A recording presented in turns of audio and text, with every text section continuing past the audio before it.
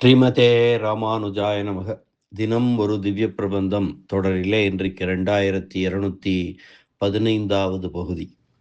திருமங்கை ஆழ்வார் அருளிய மடல் பிரபந்தங்களுள் சிறிய திருமடல் பிரபந்தத்தை அனுபவிக்க இருக்கிறோம். அந்த சிறிய திருமடல் பிரபந்தத்திற்கு வியாக்கியான சக்கரவர்த்தி உரைப்பெரும் மன்னர் பெரியவாச்சான் பிள்ளை ஒரு அற்புதமான முன்னுரையை அருளியிருக்கிறார். அந்த முன்னுரையை அனுபவித்த பின் நாளை முதல் இந்த சிறிய திருமடல் பிரபந்தத்தின் பாடல் வரிகளை பகுதி பகுதியாக நாம் அனுபவிக்க ஆரம்பிக்கலாம்.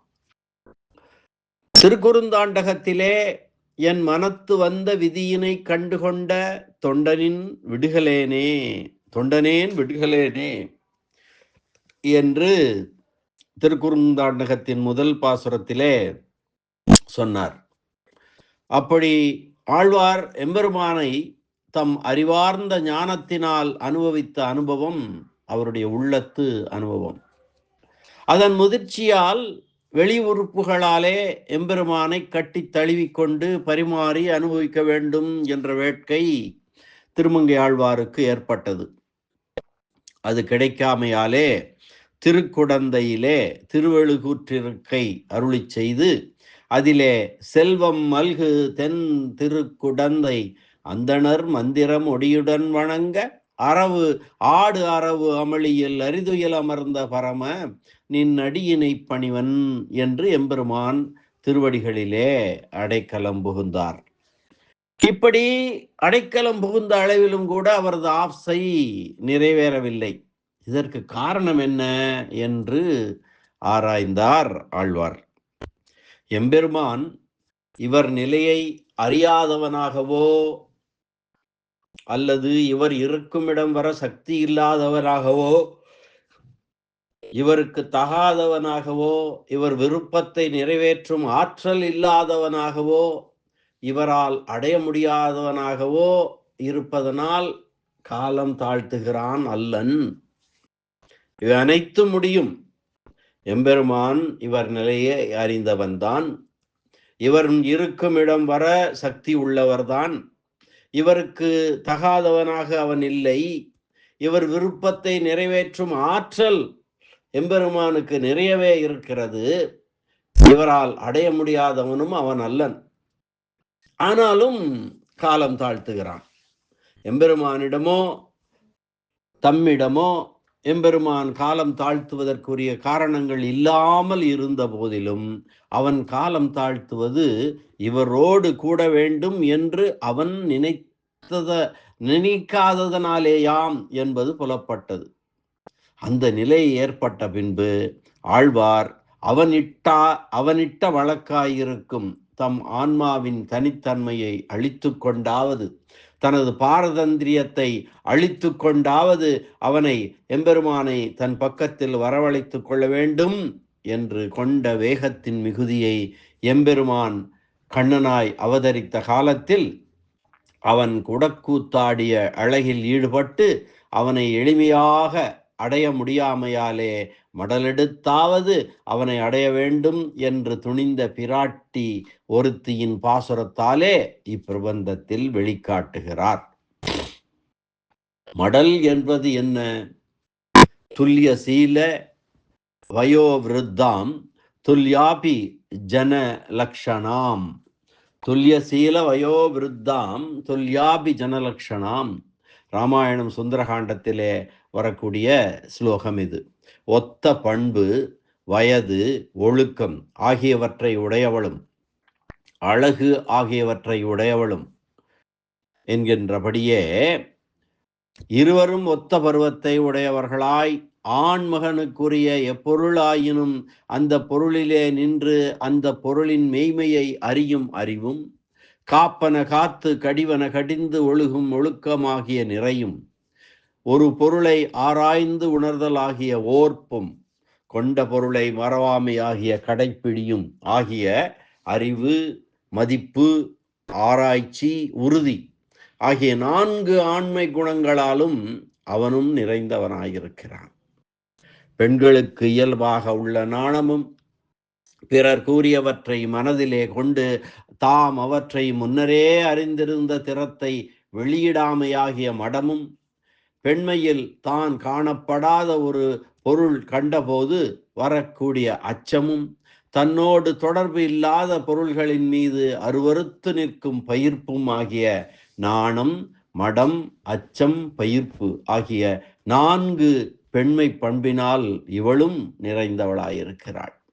இப்படி ஆண்மை பண்புகளில் இவனும் பெண்மை பண்புகளில் இவளும் குறைவற்றவர்களாயிருக்க, தலைவி தோழியரும் தானுமாக பூந்தோட்டத்தில் பூக்கொய்வதற்காக புறப்படுவாள். அவனும் தலைவனும் வேட்டைக்கென்று புறப்பட்டு வழி தவறி சோலையிலே புகுவான். இந்த சந்திப்பு விதிவசத்தால் ஏற்பட்டதா காரணத்தினாலே உயிர் தோழியும் கூட வேற்று செயல்களில் ஈடுபட்டிருப்பாள், அருகில் இருக்க மாட்டாள். எதிர்பாராத வகையில் தலைவன் தலைவி என்ற இருவரிடமும் கண்ணொடு கண் நோக்க, அதனால் இருவர் உள்ளமும் ஒன்ற, அதுவே காரணமாக கலவி சம்ஸ்லேஷம் நிகழும். இன்பம் தலைக்கு ஏறும்படியாக நிகழ்ந்த கலவியாதலால் இந்த கலவி இடைவிடாமல் நிகழ்ந்தால் வெள்ளக்கேட்டால் வயலில் உள்ள பயிர்கள் அழிவது போல தலைவன் தலைவி இருவரும் இன்ப மிகுதியை தாங்கும் ஆற்றல் இல்லாமல் அழிந்து போய்விடுவார்கள் என்று இந்த இருவருடைய கலவியையும் முடிவு வரையில் இடையூறு இல்லாமல் ஏதுமில்லாமல் நிகழ்த்த நினைக்கும் தெய்வமே இந்த இருவரையும் பிரித்து வைக்கும்.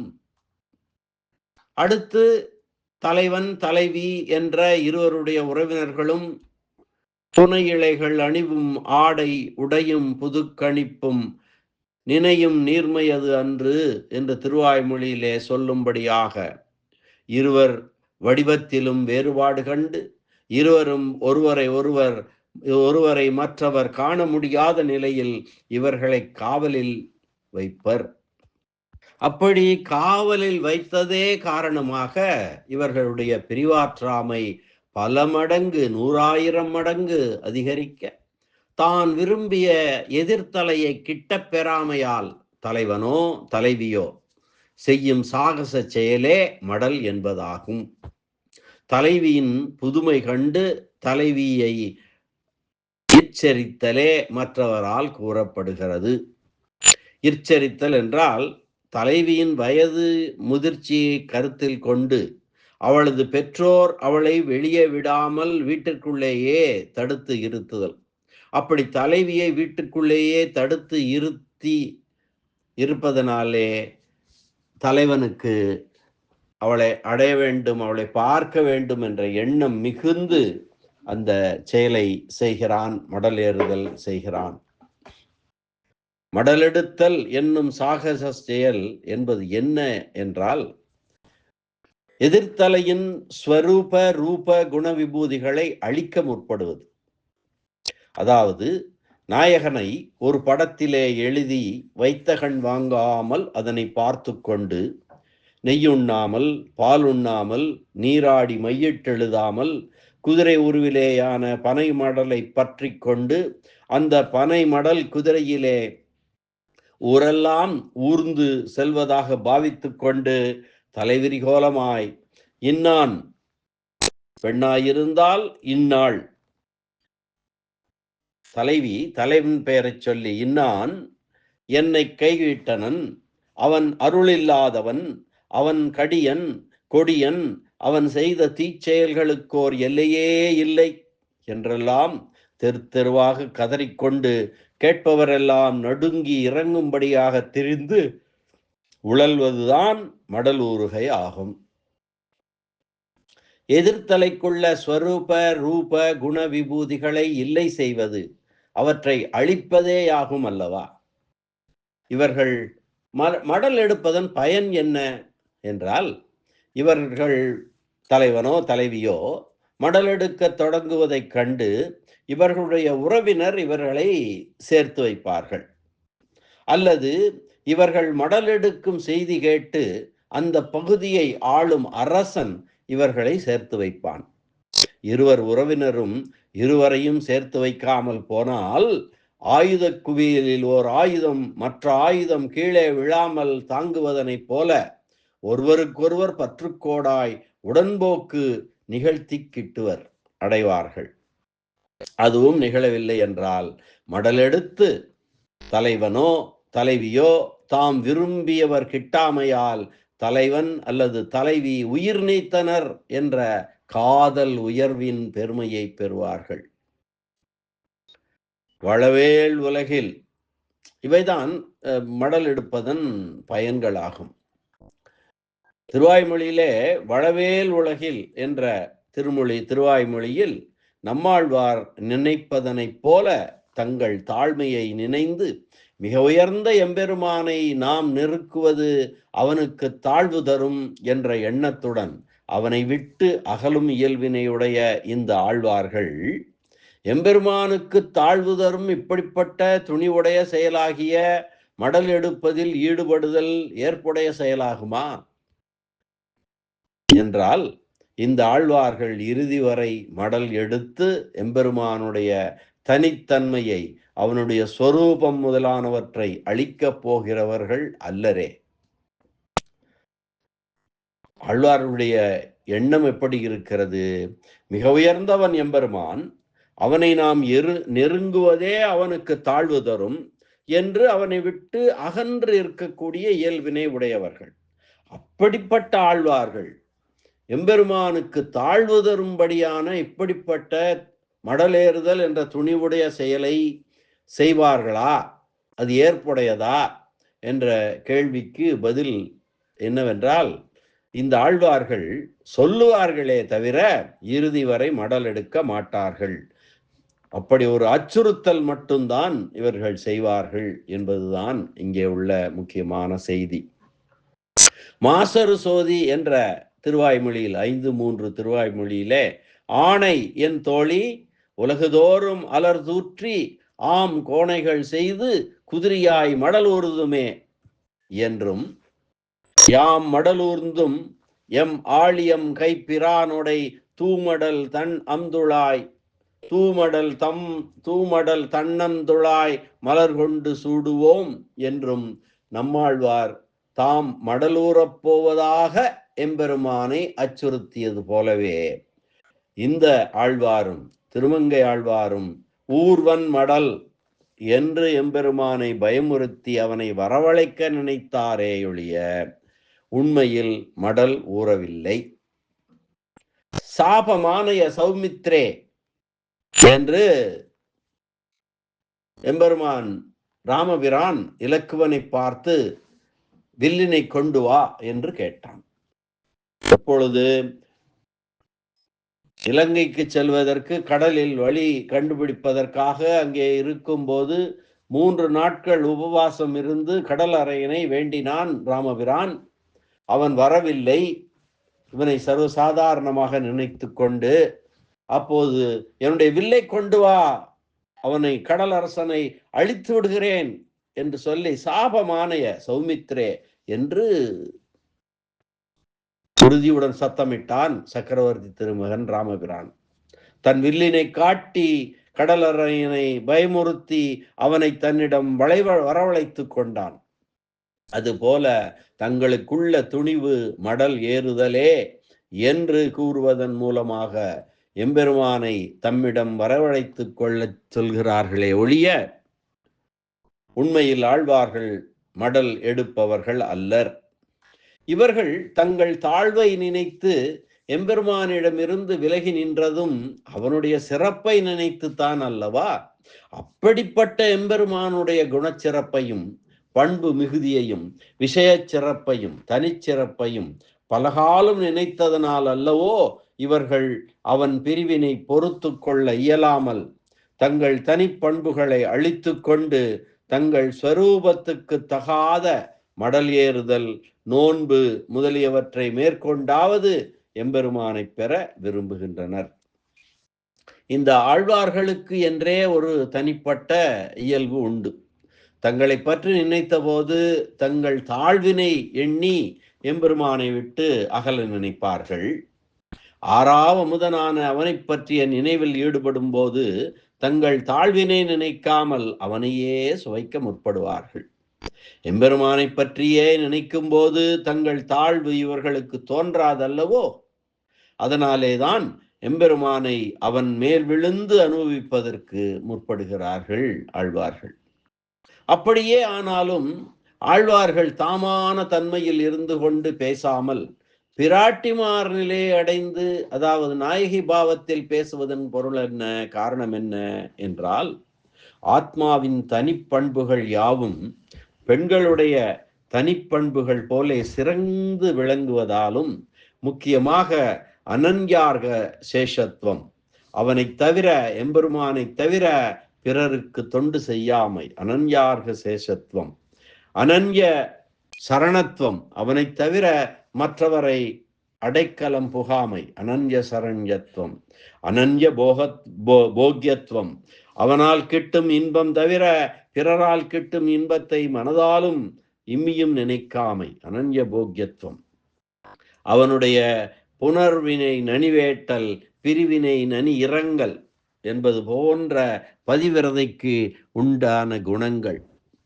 கற்பரசிக்கு உரிய பண்புகள் ஆழ்வார்களுக்கு எம்பெருமானிடம் இருப்பதாலும், முக்தி தசையில் ஞானம் அறிவு விரிந்ததால் இந்த ஆன்மாவும் பிராட்டிமாரை நாயகியரை ஒக்குமாதலாலும், இந்த ஆழ்வார்களும் இந்த உலகமயக்கம் நீங்க மதிநலம் அருளப் பெற்றவர்களாதலாலும் அவர்கள் பிராட்டிமார் பேச்சாலே பேசுவதும் ஏற்புடையதே ஆகும்.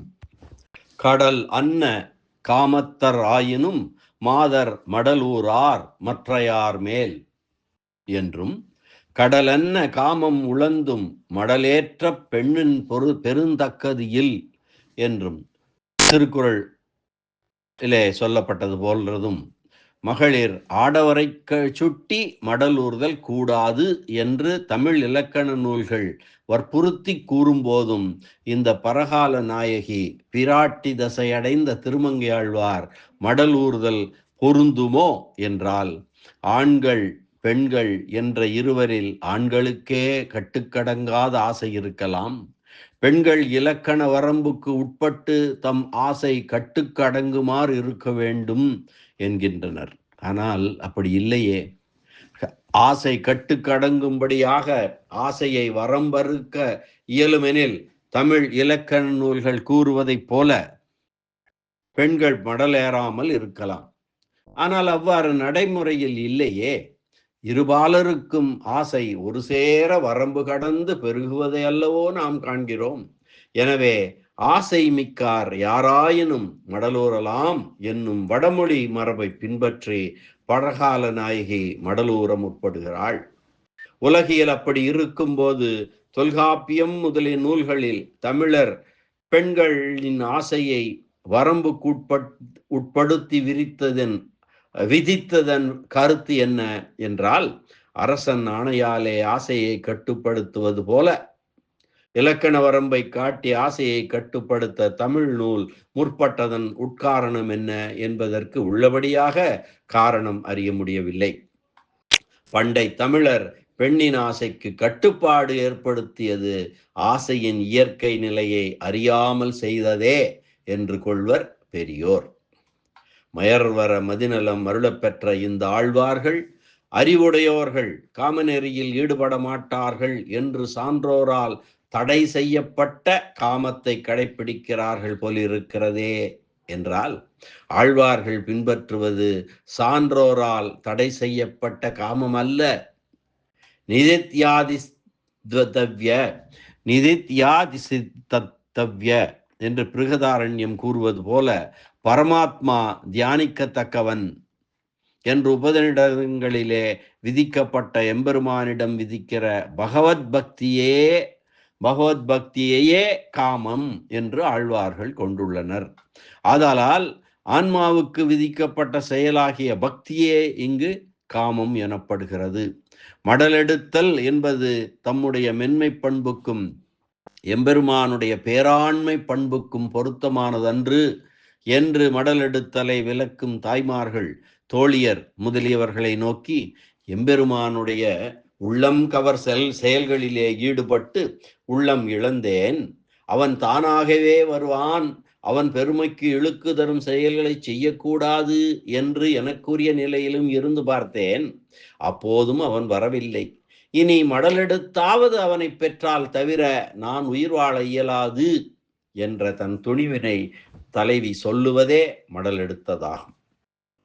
மடலெடுக்க முற்பட்ட பரகால நாயகி அந்த செயலை செய்து முடிக்காமல் துணிவை சொல்லிக்கொண்டு காலதாமதம் செய்வது ஏன் என்றால், மடலெடுக்க வேண்டிய காரணங்களை காட்டி உறவினர்களை தன் கருத்துக்கு இசையச் செய்வதற்கும், குணங்களால் உயர்ந்த எம்பெருமானை அவசரப்பட்டு அழிக்க முற்படக்கூடாது என்னும் நினைவாலும் அவன் தன்னை பெற வருவதற்கு போதிய நேரம் அளிப்பதற்காகவுமே மடலெடுக்க புகும்போது பரகால நாயகி காலத்தாழ்ப்பு செய்கிறாள் என்பதாகும். அதுதான் அதற்கு காரணம் என்பதே